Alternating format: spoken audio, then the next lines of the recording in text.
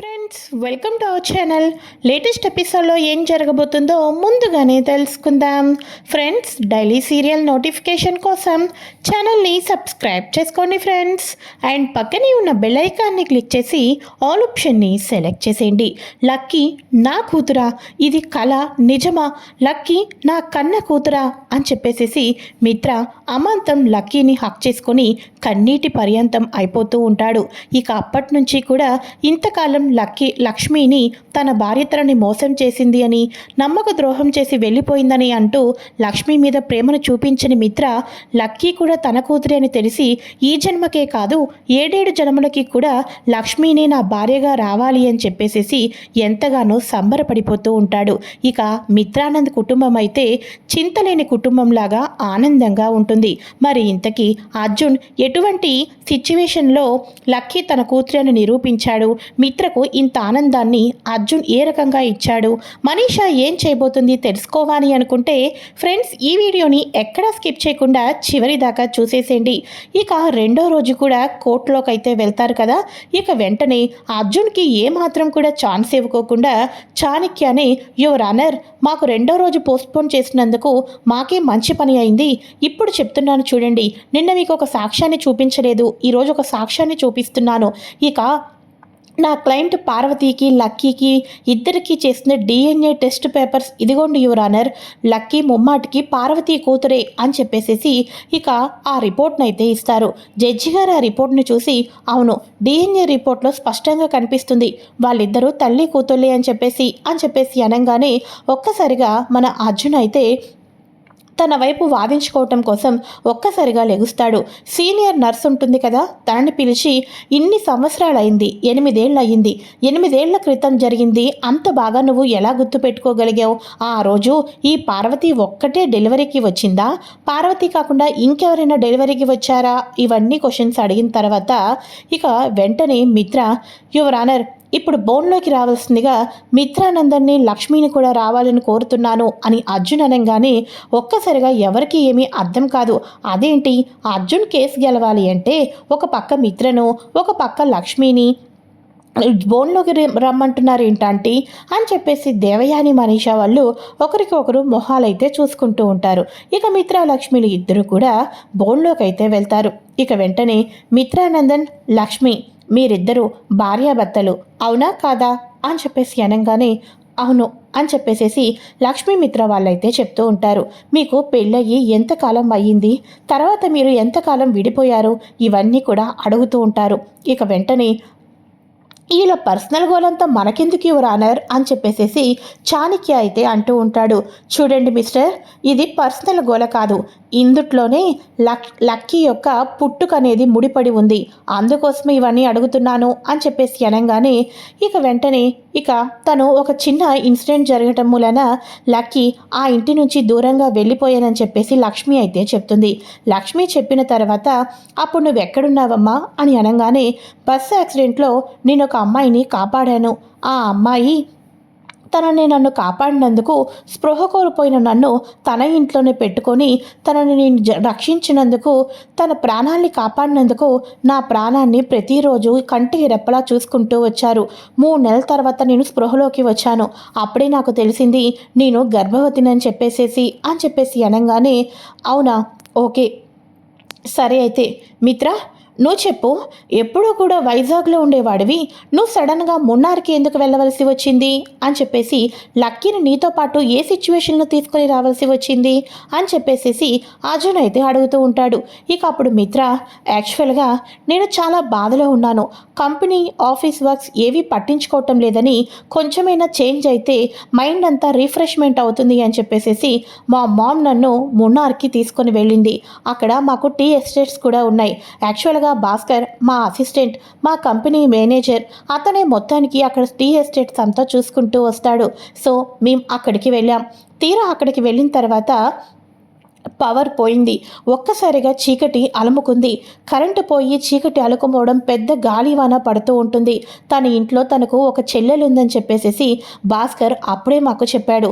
ఆ భాస్కర్ వాళ్ళ చెల్లెలు నిండు గర్భవతిని హాస్పిటల్కి తీసుకొని వెళ్ళిన తర్వాత ఇక అక్కడ పాప పాప జన్మనిచ్చింది.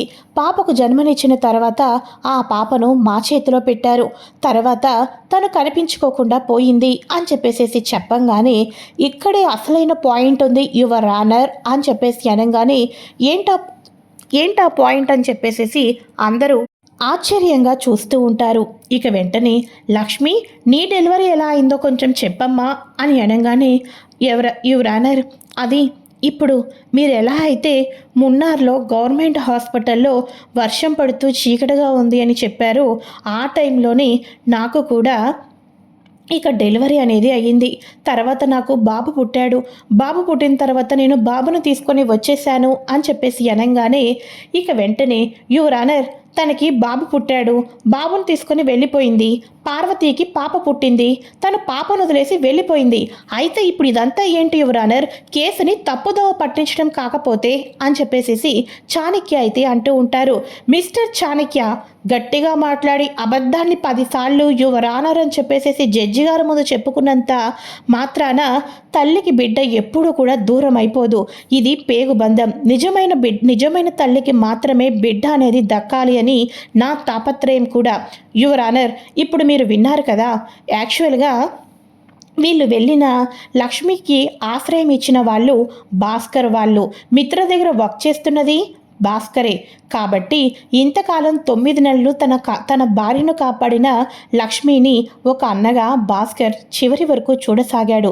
అదే సమయంలో కొంచెమైనా జీవితంలో మలుపు వస్తుందా, మార్పు వస్తుందా అని చెప్పేసి మిత్ర కూడా మున్నార్లో భాస్కర్ ఇంటికి వెళ్ళాడు. ఇక యాక్చువల్గా భాస్కర్ చెల్లెల కూతుర్ని దత్తత తీసుకున్నానని చెప్పేసి మిత్ర అనుకుంటున్నాడు. కానీ అక్కడ జరిగినది వీళ్ళు భాస్కర్ చెల్లెలు, అంతేకాకుండా మన లక్ష్మి ఇద్దరు వేరు కాదు యువర్ ఆనర్. లక్ష్మి భాస్కర్ చెల్లెలు ఇద్దరు ఒక్కటే. అవునా కాదా లక్ష్మి అని అనగానే అవును అని చెప్పేసేసి మన లక్ష్మి అయితే చెప్తూ ఉంటుంది. మిత్ర వాళ్ళే అప్పుడు నాకు ఇష్టమైన రెడ్ బ్యాంగిల్స్ వేసి నాకు శ్రీమంతం చేశారు కరెంటు పోయినప్పుడు. కానీ ఒక బలమైన కారణం చేత నేను బతికి ఉన్నానని కానీ నా బిడ్డల్ని కానీ నేను చూపించలేకపోయాను అని చెప్పేసి అనగానే యువర్ ఆనర్ లక్ష్మికి కవల పిల్లలు పుట్టారు. ముందు లక్కీ పుట్టింది. లక్కీ పుట్టిన తర్వాత ఆడపిల్ల పుట్టిందని చెప్పేసి భాస్కర్కి చేతిలో పెట్టారు. తర్వాత భాస్కర్ మిత్ర చేతిలో పెట్టారు. ఒక 10 నిమిషాలకి లక్ష్మికి బాబు అనేది పుట్టాడు. బాబు పుట్టిన తర్వాత తను కోమాలో నుంచి బయటకు వచ్చింది. బాబును చూసి తను తీసుకొని అక్కడి నుంచి వెళ్ళిపోయింది. కవల పిల్లలైన ఒక ఆడపిల్లను తన భర్త చేతికి, ఒక కొడుకును తన చేతికి పట్టుకొని అప్పటి నుంచి తన జీవితాన్ని కొనసాగిస్తూ వచ్చింది. కావాల్సి వస్తే ఇప్పుడు లక్ష్మికి పుట్టిన బిడ్డగా నేను డిఎన్ఏ టెస్ట్ ఇవ్వటం లేదు. మిత్రకి అలానే లక్కీకి డిఎన్ఏ టెస్ట్ రిపోర్ట్ ఇది చూడండి యువర్ ఆనర్ అని చెప్పేసి ఇక మిత్రకి లక్కీకి డిఎన్ఏ మిక్సింగ్ రిపోర్ట్ని అయితే చూపిస్తారు. ఒక్కసారిగా పార్వతి అయితే షాక్ అయిపోతుంది. ఇక పార్వతి షాక్ అయిపోవటంతో అబద్ధంగా నాటకాలు ఆపి ఒక బిడ్డను తల్లి నుంచి దూరం చేయాలనుకున్న ఇటువంటి వాళ్లకు తప్పకుండా కఠినంగా శిక్ష వేయాలి యువర్ ఆనర్, శిక్ష వేయాలి అని చెప్పేసి అనగానే ఇక వెంటనే పార్వతి మిత్ర వాళ్ళ డిఎన్ఏ టెస్ట్ చూపించారు కదా, ఇక తండ్రి కూతురికి డిఎన్ఏ మ్యాచ్ అయింది కాబట్టి అసలు బిడ్డ ఎవరి దగ్గరికి వెళ్ళవలసిన అవసరమేమీ లేదు.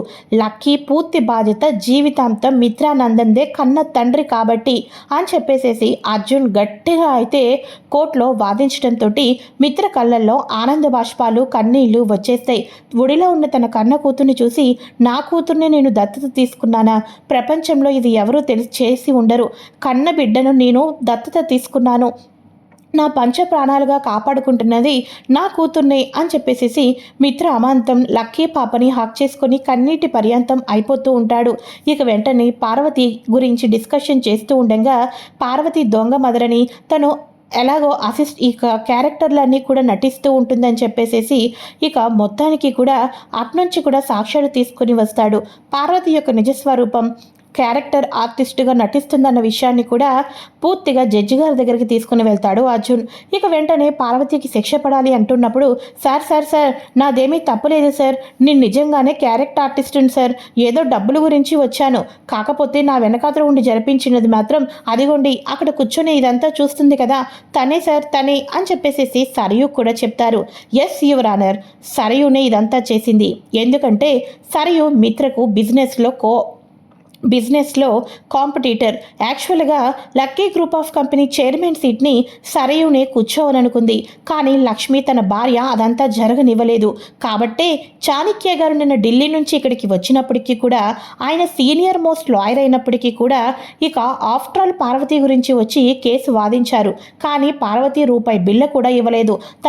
తను చేసిన అవన్నీ ఖర్చులకి కూడా సరయునే బిల్ పే చేసింది, సాక్ష్యాలు కూడా మీకు అందించడం జరిగింది అని అనగానే, సరయుకి పార్వతికి ఇద్దరికీ కూడా 20 రోజుల కఠిన కారాగార శిక్ష ఉన్ను 10 లక్షల రూపాయల జరిమానా అయితే విధిస్తారు. ఇక లక్ష్మి అయితే, మిత్ర గారు నన్ను క్షమించండి, మీకు ఒక నిజం చెప్తానని మీకు నేను చెప్పాను కదా, ఆ నిజం ఇదే మిత్ర గారు అని చెప్పేసి అనగానే, ఏదైతే ఏమి, నా కూతురు నాకు దక్కింది, లక్కీని ఇంకా ఎవరు నేనే తల్లిని అని ఎవ్వరూ రారు అని చెప్పేసి అనగానే, లక్కీ చూసావా, మన ఇద్దరికి బ్లడ్ రిలేషన్షిప్ ఉంది, ఆంజనేయ స్వామి చెప్తూనే ఉన్నాడు అమ్మ అని, మనమే నమ్మలేదు అని చెప్పేసేసి వీళ్ళందరూ కూడా మేమిద్దరం మాకిద్దరు అన్నట్టుగా ఆనందంతో సంతోషంతో మిత్రకైతే ఎంతో సంతోషంతో తిరిగి ఇంటికైతే వెళ్తూ ఉంటారు. ఇలా ఆనందంతో తిరిగి ఇంటికి వెళ్తున్న సమయంలో మనీషా మిత్ర తన మొహం కూడా చూడడం అని చెప్పేసేసి రెడీగా ఉన్న బీహార్ రౌడీల చేత లక్కీ పాపనైతే కిడ్నాప్ చేపించేసేసి వాళ్ళతో పాటు తీసుకొని వెళ్ళిపోమని చెప్పేసి సిగ్నల్ అయితే ఇచ్చేస్తుంది. వాళ్ళు అనుకున్నట్టుగానే మిత్ర కారుకి పంచర్ చేసేస్తారు. కారు ఆగిందేంటి అని చెప్పేసి మార్గ మధ్యంలో వాళ్ళ పిల్లలు అందరూ దిగంగానే లక్కీ పాపని బీహార్ రౌడీలు తీసుకుని వెళ్ళిపోతూ ఉంటే వాళ్ళ వెనకాతల లక్ష్మి పరిగెడుతూ ఉంటుంది. ఇక మిత్ర కూడా పరిగెడుతూ ఉంటాడు.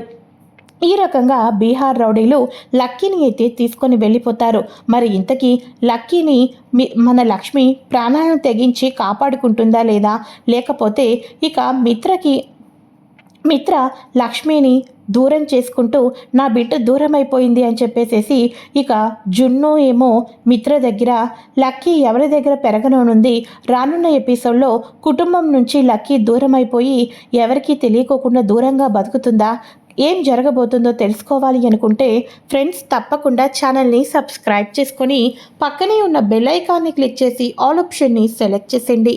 Thanks for watching friends, bye.